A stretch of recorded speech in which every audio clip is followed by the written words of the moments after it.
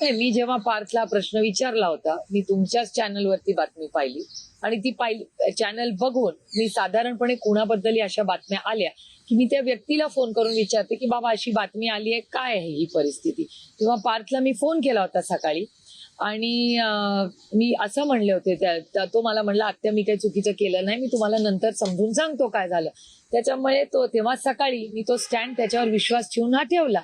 आणि मला असं वाटतं आपण इन्क्वायरीचा जो कागद आहे तो इस्तोवर वाट बघू. पण एक गोष्ट ही खरी आहे की त्यावेळीच जेव्हा म्हणजे मी पार्थवर विश्वास ठेवला आणि त्यांनी जेव्हा मला सांगितलं की मी काही चुकीचं केलं नाही, त्याच्यावर मी तो विश्वास ठेवून ते स्टेटमेंट तेव्हा केलं.